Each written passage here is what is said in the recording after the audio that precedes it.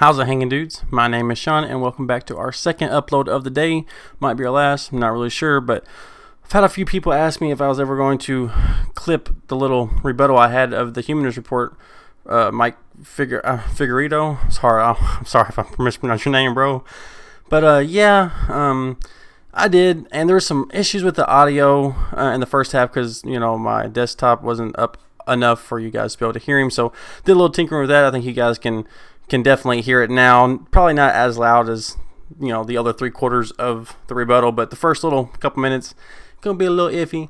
But I hope you guys like and subscribe, and please don't go over to the Humanist Report and don't be that person. That's not the reason why I'm doing this. I'm just trying to give you guys ammo whenever somebody tries to either smear, and not saying he is, but smear Yang, give disinformation, or just blindly overlook all the benefits of some of Yang's proposals just because they have their candidate picked, right? And that's kind of what he's doing here. So let me just go ahead and roll the clip, and I think you guys will enjoy it. Make sure you like, share, comment, all that stuff, because we probably get bombed from some of the fanboys from the Humanist Report, you know what I'm saying? But I'm a fan. I like him. I just disagree with him on this. And, you need healthy debate. Of course, I'm biased for Yang, but anyway, let's just go ahead and play it. I agree with Kai. But this is a pro Yang video. We're kind of easing into the stream here. Let's go ahead and look up something that might not be so pro Yang, you know what I'm saying? There's some stuff out there, believe it or not. You know what I mean? Some of these hardcore Bernie bros pretend like Bernie didn't support Hillary in the last election. If you'll support corruption one time, you'll support corruption another time. Said it 1,000 times, I'll keep saying it till I'm blue in the face. So let's check this out. Now, I normally like the Humanist Report. I'm sort of a fan, especially since I've been a little more progressive here lately, because Yang been kind of winning me over. But a lot of times I disagree with him, and especially those times when he talks about Yang, I really disagree with him. So let's find that video. 75% dislike ratio. And these are his fans, man. These are people who like him. That's not Yang Gang just coming over here. I've already debunked this video, but let's go ahead and watch. Back in April, when I interviewed 2020 presidential contender Andrew Yang, I asked him about Medicare for All because what I was seeing from him with regard to healthcare was contradictory. On one hand, when you go to his website, he clearly says he supports Medicare for All, but when you look at the details, well, it seemed like he supported a public option. So I asked him to... Wrong. See, he's already conflating the issue. Yang is for Medicare for All. He wants to have a Medicare for All plan. He is just not for completely uprooting privatized option, the private option. And he is automatically acting like it's either A or B. There's no mixture of the two. They say private option is the only reason why healthcare is not efficient and it's corrupt. Don't you think that if the government has 100% complete control, of one facet of the American society, you really think that that's going to be efficient? Really? I mean, our wars don't take 20 or 30 years, do they? No, of course they don't. Really, every time anybody goes to, any sort of government, you go get your license plate, you're standing in line forever because they're just so inefficient. The government is, you don't need more bureaucracy, and this is what he's advocating for. Yang is saying, yes, you should have a plan where people who are disenfranchised, maybe down on their luck, below the poverty line, can go get without being putting their entire family in debt, can go get health care. But if you want to pay for a premium package, say no matter what happens to you at any time, you don't have to pay any cost whatsoever, then there's this for you if you happen to have the money. But as the system we have right now is, you're poor, yes, you can go to the doctor and they can't take you away, but you will be slapped with tens of thousands of dollars. And guess what? If the government completely takes control of the healthcare system, you're going to have 10-20 year waits for heart transplant surgeries and stuff like that, just because they're not efficient. So much red tape you're going to go through, so many more paperwork you're going to have to file, and believe me, insurance won't go away. Insurance lobby is too strong for that. So he's already making it seem as it's either this or that, and this is good and that's bad, and the fact that you're for a mixture of both is just completely insane, when the majority of America would rather have it that way.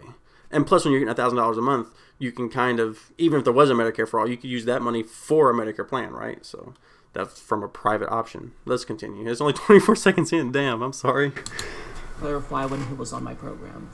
This was his response. When you go to your website, there are 3 key policy planks. So the first one, of course, is UBI. The second is Medicare for all, and the other is human-centered capitalism, which I guess is more of a philosophy, but I still think that that's pretty helpful because it kind of gives us a sense of what you believe in. Now, going to Medicare for all, when I click on Medicare for all, what you seem to be describing is more of a public option, and at the CNN town hall you did, somebody asked you about healthcare, and you said that you're firmly in the camp of Medicare for all / public option. But my question to you is, these are 2 very different programs, so which one is it? Which do you actually want to implement as president? In my book, it's like I was a little bit ambiguous in terms of those 2 things as well, but I've come to believe that that a public option would be better, and also to enable a better transition. And the goal is to make it, frankly, such that most private insurance has no place in the market, and that you get rid of it. With the save for perhaps a few super gold-plated concierge things that might not be a bad thing for the American people, because if some really rich people are spending lots of money on esoteric treatments, then we can benefit from that research and the money. So at this point, the plan that I saw that I've now gone on board with has been bringing down the Medicare eligibility age over time as a phased rollout, and then make it so that all Americans become eligible for that, try and get the prices down and the access up, and then essentially squeeze out the private insurers out of the marketplace and demonstrate, because most consumers, if you tell me, hey, I've got this low-cost, quality public option, I'm going to embrace that. I'm going to jump on that. And you can make that happen, I think, much more expediently than if you were to make private insurance illegal. So he supports a public option. Now, since many people didn't see that portion of my interview, and since he still has it on his website, there's widespread belief that Andrew Yang supports Medicare for all, when in fact, that's not the case. Although, thankfully, somebody asked him about whether or not he supports Medicare for all, and he clarified, and this clip is actually getting a lot more traction, because I think people need to know where he stands.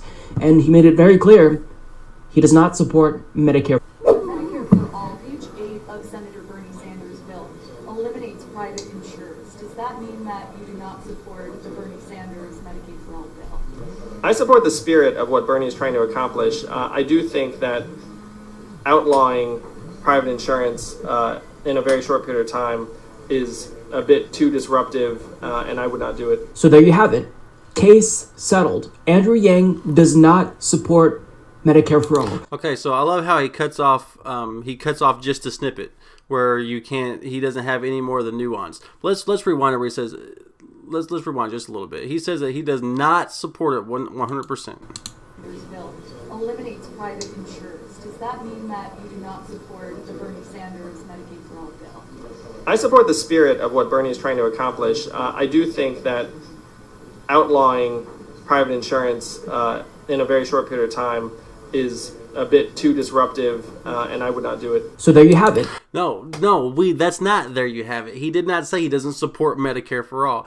He said he does not support Bernie Sanders' Medicare for all bill because it completely cuts off everything. Imagine if you wake up one day, you wake up tomorrow, and all of your insurance that maybe through your job or just that you're paying out of pocket right now is completely gone. All of your prescriptions, all your medical necessity that your mom, your grandmother, your aunt, you might have, your cousin has, is just all completely gone, and you have to go to a government office tomorrow and see what they're going to do for you and who your doctor is going to be. Imagine that.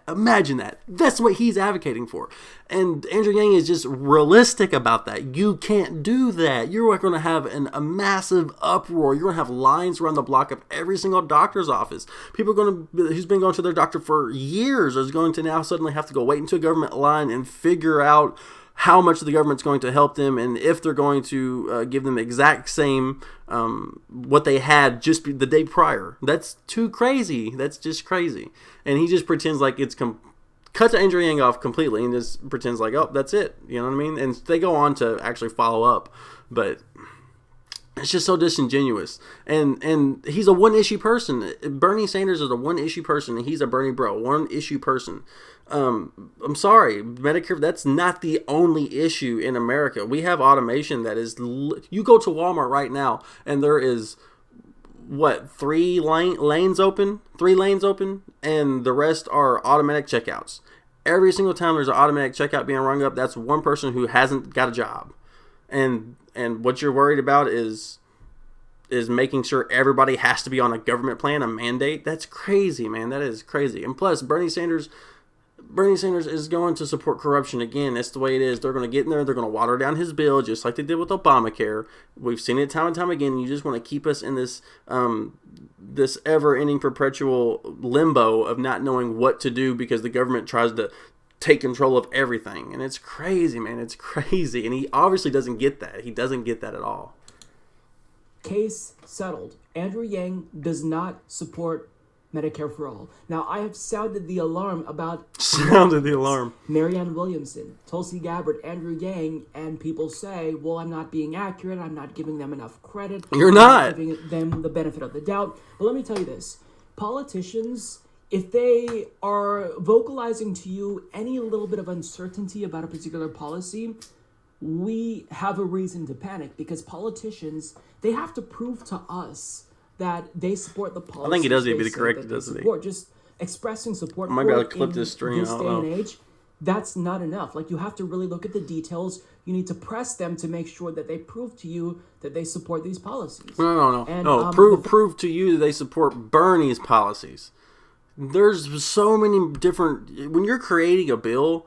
There's so many different I know this because I used to be a state director of Wolfpack, and when you're reading our actual Wolfpack bill on getting big money out of the political system, you can switch one little word in there, and it could change the entire thing on its head, and everything that did mean what it meant didn't. And that's what happened with Obamacare. They changed just a select few things, and it became very watered down. And he's saying that you have to say... this in these exact words and pretty much be a duplicate of Bernie Sanders before you ever even think about getting my support. There's no other gray area, no other window. There's no other anything that could possibly be done about Medicare besides what I think my candidate wants. That is such an ideologically driven bubble. That's just crazy to me. You know, Yang supporters are so unideologically driven that Yang could come out tomorrow and be like, you know what, I've actually changed my mind on this. I've looked at the data, and actually I think we should be going this direction. And guess what? If the data made sense, we would be on board. Not because we're in a Yang bubble necessarily, kind of are, but because the data shows that. We're not just saying that. You know what I mean? Bernie Sanders came out and supported corrupt Hillary. She literally conspired with the DNC to cheat against Bernie in places like little bitty Humboldt, Polsey County, Kentucky, where only 4 potential voters could have been Democrats. Like, it makes no sense. And they cheated him so bad, and he didn't ask for a recount. Hell, even Al Gore asked for a recount. It's constitutionally in your right to ask for a recount, even if, as long as the margin's within some odd percent, right? And guess what she did? She hired Debbie Wasserman Schultz after she got fired for cheating at the DNC, hired her to be her campaign manager, and then went on to leave us with Donald Trump. So as much as I do like Bernie, I don't want a Medicare mandate, and once you support corruption once, you'll support it again. Let's continue. The fact that Andrew Yang now is saying I don't support Medicare for all, this is good, but it's frustrating to me that he still has this on his website. Like, if you're watching this, Andrew, you need to remove Medicare for all from your website because you don't support Medicare for all. It's misleading. He doesn't support it as you see it. What he is conceptualizing with regard to healthcare reform is, if we do a public option, my goal with that is to kind of drive out the private insurance providers, right? Have something that's so competitive, that's run by the government, that people can buy into, that we're not really allowing much room for these private companies to compete. Oh, you notice he says buy into. So wait, this isn't, just a little bit of a tax at the end of the year or something like that. No, we're gonna have to pay a monthly fee to go to this. How is that any different than regular insurance? Instead of just insurance, you're replacing big government. And what happens if one day big government decides that their military is more important than the Medicare industry, and all of a sudden money starts getting funneled away from that, like education did? I don't think that that's really a great road to take. I'm kind of with Andrew Yang on this one.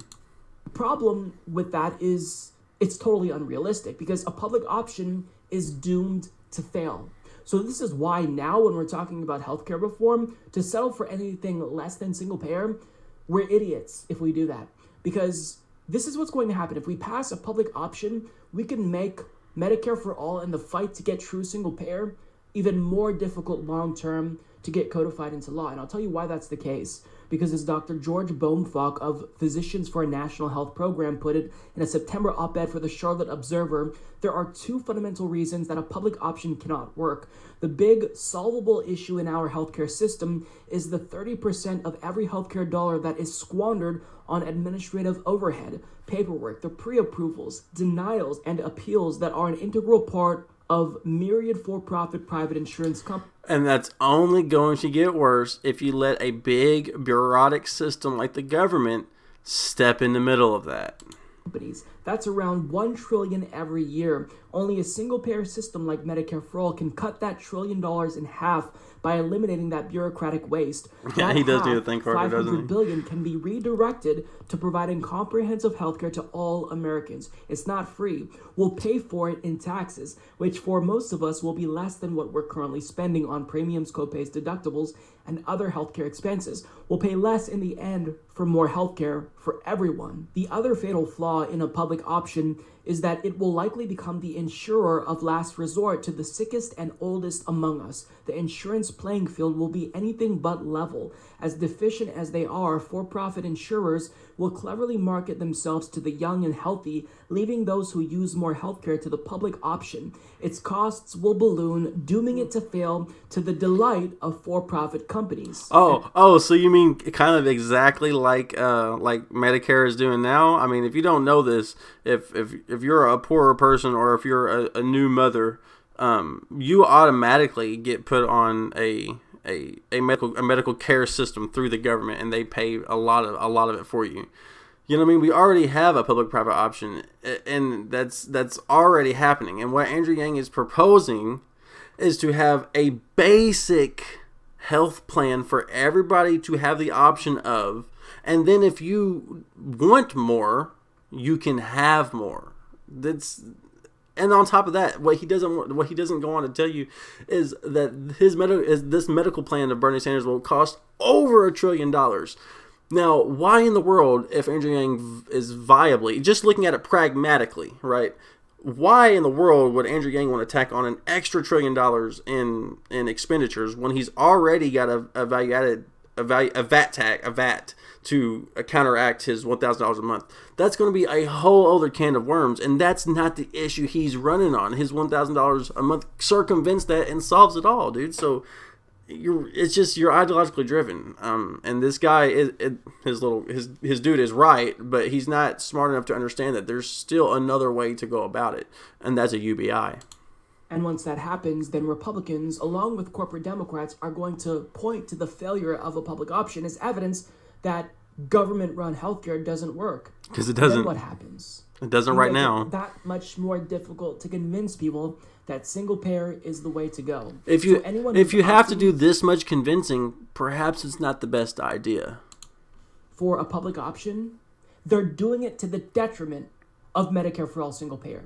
Now, they might try to reason with you and say it's easier to get achieved, or it's one way, like Andrew Yang says, to kind of drive out the private insurance companies. But unless you are explicitly banning duplicative care, you are not going to get rid of these private insurance companies.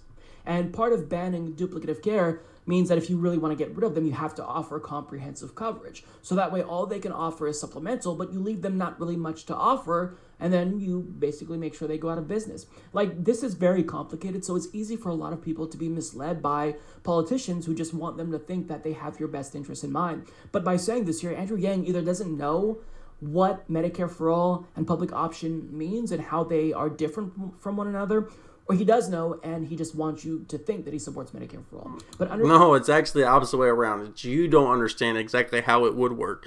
You're living in this socialistic wonderland that everything would be beautiful and everybody would be perfect enough to have everybody be on this just one Medicare plan for all. It's just not feasible, man. It's just not feasible. And guess what? What are doctors going to say when they're forced to treat so many number of people a day because this only certain area of geographical location has enough doctors to support it? You know what I mean? When normally the lady would be able to have her own private insurance, and her own private insurance might be in the city over, and she has doctors there. Well, the government's thing would probably say, no, you have to go to this local area because it's more cost effective for us. It doesn't make no sense, man. There's just so many variables that completely get stripped away once you force a Medicare mandate on people. Understand, he does not support Medicare for All. And when it comes to my vote, I'm not supporting anyone who doesn't support Medicare for All, because if you can't even support something that a majority of Democratic Party primary voters support that would save 30,000 lives... A majority of Democratic primary voters support, not a majority of the populace, son. See, he completely tries to skew it, and then he gets so angry as if this is the hill you have to die on. When, I'm sorry, yes, it will save... It's per year. How much was it? Voters support that would save 30,000 lives per year. 30,000 lives per year. The common cold probably kills more than that. Okay, yes, that might save 30,000 lives a year. You know how many lives a year? How much lives that per year that UBI would save? More than that, son. There's so many people dying from not being able to pay their medical bills. They can use UBI for that. There's so many people dying on the streets, homeless. They can use it for that. People that can't afford to go to rehab to get off this drug addiction that the U.S. government has perpetuated constantly with this war on drugs. That's killing. You know what UBI saves? Hundreds of thousands. So if you really want to put it about saving lives, you want to save fewer lives because it satisfies your ideological side. Right? Yang transcends that. He's running in Democratic primary just because most of his ideas happen to be left-leaning. But he attracts so many people because of his common sense approaches that you are choosing to ignore just because you have an ideologically driven bubble. I hate to repeat myself 3 times, but it is what it is. Then I don't think you have our best interests in mind. So I'm going to be supporting Bernie Sanders, who has never wavered on Medicare for All. He is one of 2 candidates. Bernie Sanders wavered on Medicare for All as soon as he supported Hillary Clinton, who cheated against him. That's when he wavered on that. And if this one issue is so important to you, what about the climate? The climate change. You know what I mean? Like, our planet's dying. You don't care about that. That's not a bigger issue to you. More jobs that will never ever come back due to automation. That's droving hundreds of thousands into poverty. That's not more important to you. The endless wars that kill more than that 30,000 people that you're talking about that would save, that's not more important to you. It's Medicare specifically. Anybody who doesn't support your exact version of how you deem Medicare for All necessary completely doesn't have anybody's best interest in mind. That is so far off the deep end that I don't understand why it's so this angst with Yang. I think it's because Yang is he absorbs Bernie Sanders voters a lot of the times. They get yanged constantly, and he also absorbs Trump voters too. And he's scared that he's going to pull a lot of Bernie Sanders support away, and he wants Bernie Sanders to win. So I think that's the angst towards Yang, because most of the time, if you go to his channel, I agree with him a lot of the times. I really do, Joe Biden. Okay, boomer. See, like, I agree with him a lot of the times. That's just based on this title, I agree with him. But he's so off on that one. He's so off on that one. So, Mike, I love you, man, but, bro, yeah, you're just off on this one, bro. You're just off on that one. There goes a sight from my soul.